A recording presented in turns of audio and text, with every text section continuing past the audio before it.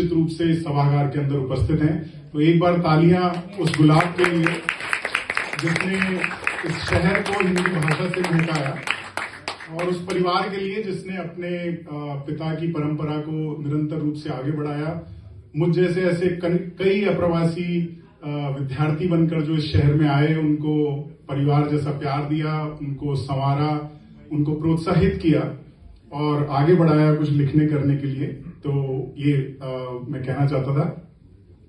ये जो कविता है, मैं ज्यादा समय नहीं लूंगा, मुझे पता है समय की सीमा है, परंतु इसके पीछे का भाव मैं एक बार आपको कहता हूं। अगर आप भाव से जुड़ गए तो मुझे बीच में कुछ कहने की आवश्यकता नहीं पड़ेगी।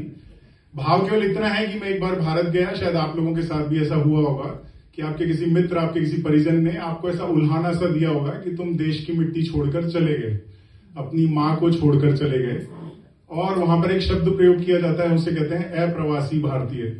तो अप्रवासी जो शब्द है, मतलब शब्द के अंदर एक सीमा होती है, पर वो एक तरीके से उसमें एक नकारात्मकता है। उसमें यह है कि आप कौन नहीं हैं, कौन हैं ये बताने की उसमें कल्पना नहीं है।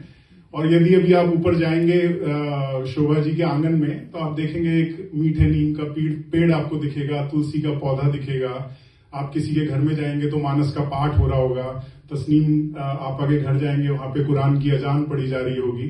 तो हम लोगों ने देश और मिट्टी को जरूर छोड़ा, परंतु हम उन संस्कारों और चेतना का विस्तार कर भारत की माटी की सुगंध को इस अमेरिका की धरती पर लाए हैं, और उसका माध्यम हम लोग बने हैं। हम लोग बहुत पढ़ लिख गए, इसलिए शायद हम लोग यहाँ पर आ गए, अपनी माँ की सेवा ना कर पाए, परंतु ये भी एक ईश्वर का दिया हुआ हमको वरदान है, अभिशाप है, उसको आप जो भी कहिए, कि हमें इसी मिट्टी के ऊपर रहकर अपने देश की संस्कृति का पालन पोषण करना है और उसी संस्कारों को आगे बढ़ाना है। जो नरेंद्र भाई कह रहे थे, वसुधैव कुटुंबकम सर्वे भवन्तु सुखिनः सर्वे सन्तु निरामया, उसी भाव और उसी संस्कृति की जिसको विश्व को आवश्यकता है, उसी संस्कारों को हमें आगे बढ़ाना है।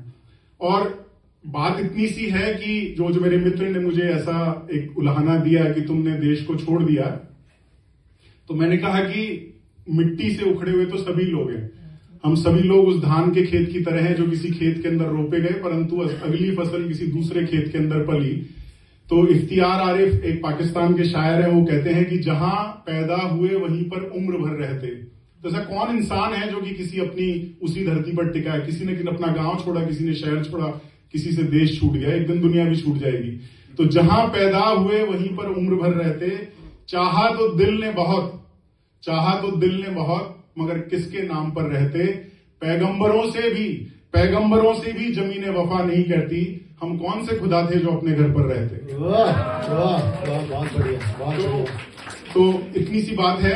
हमारी कुंडलियों में लिखा था कि इस देश के अंदर आपको अपनी कर्म भूमि बनानी है।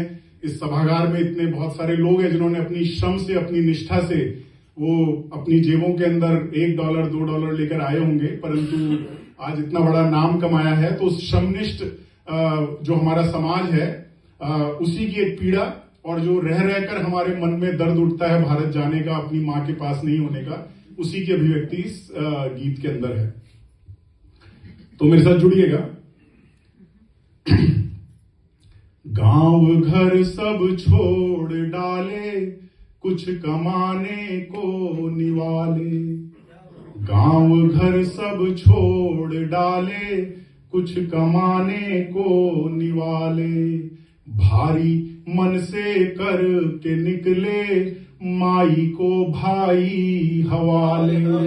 छोड़ कर पहचान अपनी, तोड़ कर रिश्तों की टहनी। छोड़ कर पहचान अपनी। देखिए, आप सभी लोग जब उस देश से निकले होंगे 20-30 साल की उम्र में, आप किसी न किसी प्रतिष्ठा पर होंगे, पूरा समाज आपको जानता होगा। सब कुछ त्याग कर, उसको शून्य कर हमने अपना एक जीवन का नया सफर शुरू किया। तो एक बार फिर से जुड़िएगा। गांव घर सब छोड़ डाले, कुछ कमाने को निवाले। भारी मन से कर के निकले, माई को भाई हवाले। छोड़ कर पहचान अपनी, तोड़ कर रिश्तों की टहनी। पालते मन में वतन को, हम रिवाजों को निभाते। हमको अपने ही वतन में है प्रवासी क्यों बुलाते, हमको अपने ही वतन में है प्रवासी क्यों बुलाते। और देखिए हमारे यहाँ पे आने का कारण क्या बना। तो हमारी माँ जो हमको रोज सुबह दही और चीनी खिलाकर विदा करती थी, वो चाहती थी कि हम बहुत पढ़ें, और शायद उसकी वो दुआएं, वो पढ़ाई, वो डिग्रियां शायद आज इस दुख का कारण बनी कि आज हम उस माँ के पास उतना नहीं है जितने हमारे भाई हैं, हमारे संबंधी हैं। और ये पीड़ा शायद सबके दिल में थोड़ी थोड़ी कहीं ना कहीं पर होगी। माँ मुझे था क्यों पढ़ाया, करने को एक दिन पराया, मैं तो तेरा लाडला था, फिर मेरा दिल क्यों दुखाया। क्यों किए उपवास तूने, मांगी मन्नत गढ़ के सपने, क्यों किए उपवास तूने, मांगी मन्नत गढ़ के सपने।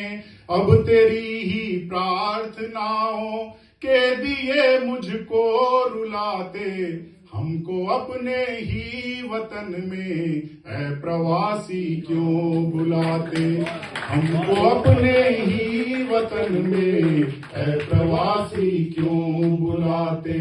अपने घर का चौक कोना याद आता वो बिछौना, माँ तेरे आंचल के आगे लगता सब कुछ मुझको बौना। और देखिए हमने बहुत धन कमाया यहाँ पर, हमने बहुत धन कमाया, हमने बहुत नाम कमाया, परंतु क्या कमी है, क्या खलिश है, क्या कुछ रह गया है हमारे जीवन में। अपने घर का चौक कोना याद आता वो बिछौना, माँ तेरे आंचल के आगे लगता सब कुछ मुझको बौना। हमने अपनी नींद खोकर चाहे पाए सपनों के घर, हमने अपनी नींद खोकर चाहे पाए सपनों के घर। रेशमी चादर पलंग भी अब नहीं मुझको सुलाते, हमको अपने ही वतन में है प्रवासी क्यों बुलाते, हमको अपने ही वतन में है प्रवासी क्यों बुलाते। और देखिए अनुराग अभी वीजा की बात कर रहा था, और हम सबके साथ कभी ना कभी किसी न किसी रूप में घटना हुई होगी कि घर परिवार में कोई त्योहार है, कोई उत्सव है, और हम उस टाइम किसी कारण से घर पर ना जा पाए। शायद बहुत बार वीजा एक बहुत बड़ा कारण हो जाता है। और ऐसा हुआ है कि जब हम वहां से निकले तो हमारा सब कुछ छूट गया और हम उसको जोड़े रखना चाहते हैं, परंतु उन संबंधों के अंदर किस प्रकार का एक अलग प्रकार का एक विरह पैदा हो गया है, उनको इन पंक्तियों में ढूंढिएगा। प्यार छूटा यार छूटे और कई संबंध टूटे, जब समय पर जा न पाया भाई भाभी मुझसे रूठे। याद में उनकी तड़पता फर्क उनको कुछ न पड़ता, याद में उनकी तड़पता फर्क उनको कुछ न पड़ता।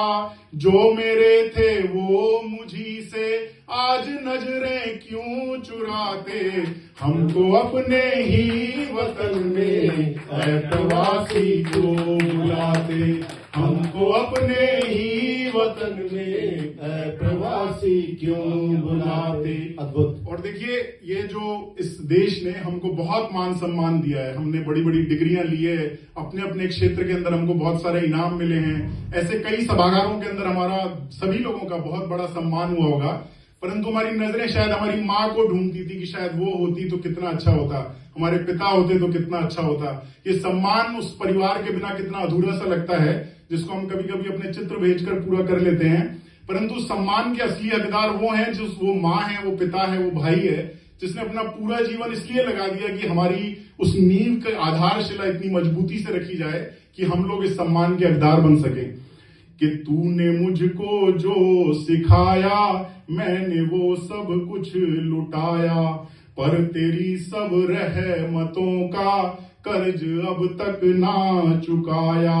मैं नहीं हकदार उसका भोगता हिस्सा मैं जिसका, मैं नहीं हकदार उसका। भोगता हिस्सा मैं उसका, मान और सम्मान तुझ बिन कुछ नहीं मुझको सुहाते। हमको अपने ही वतन में ऐ प्रवासी क्यों बुलाते। हमको अपने ही वतन में ऐ प्रवासी क्यों बुलाते। और ये इस कविता का अंतिम छंद, और ये अंतिम छंद, ये मेरा वो अनुभव है कि जब इस देश में आए तो उम्र छोटी थी, 30-32 साल की उम्र के थे, परंतु सब यहीं के परिवार आपस में जुड़ गए और बहुत बार समाज के ऐसे प्रसंगों में जाना पड़ा जब लोग लौकिक यात्रा को छोड़कर देह का निर्माण कर परम धाम को पधारते हैं। और मैं कुछ इस प्रकार की अंतिम यात्राओं में शामिल हुआ और तब मुझे ध्यान आया कि देह का जो विसर्जन है वो यहाँ पर दाहगृह में होता है, परंतु अस्थियां और राख जो है उसको सभी लोग भारत और गंगा ले जाने की कोशिश करते हैं, चाहते हैं कि वहीं पर उनका देह का निर्माण हो। तो मुझे एक भाव है कि इस वीजा ने, इस नागरिकता ने, इस प्रकार की चीजों ने हमको भले ही कुछ समय के लिए इस देश में बांध लिया हो, परंतु हमारी यात्रा का जो अंत है शायद उसी गंगा के तट पर होना है। तो उसी भाव के साथ में ये मैं अंतिम छंद आप सबको समर्पित करता हूं। मां तेरी मिट्टी को छोड़ा पर किया ना मन का सौदा। मां तेरी मिट्टी को छोड़ा पर किया ना मन का सौदा। हमने अपने संस्कारों को मुट्ठी में बांध कर रखा है। आज हम खंडेलवाल परिवार के सभागार में बैठे हैं। जिसने इस परिवार को देखा है, बहुत नजदीक से देखा है, उन्हें पता है कि इन 4 दीवारों में सच्चा भारत बसता है। आप एक बार फिर ऊपर जाइए, किसी तुलसी के पौधे को छूकर देखिए तो आपको निश्चित रूप से उस भारत की मिट्टी की महक आएगी जिसको शोभा जी ने, आनंद जी ने, सबने संभाल कर रखा है। मां तेरी मिट्टी को छोड़ा पर किया ना मन का सौदा। अब भी आंगन में सजाते नीम और तुलसी का पौधा। तन यहाँ है मन वहां है, तन यहाँ है मन वहां है, लौटना एक दिन जहां है। तन यहाँ है मन वहां है, लौटना एक दिन जहां है। देह अपनी राख कर सब घाट गंगा के बहाते। हमको अपने ही वतन में ऐ प्रवासी क्यों बुलाते। हमको अपने ही वतन में ऐ प्रवासी क्यों बुलाते। हमको अपने ही वतन में ऐ प्रवासी क्यों बुलाते।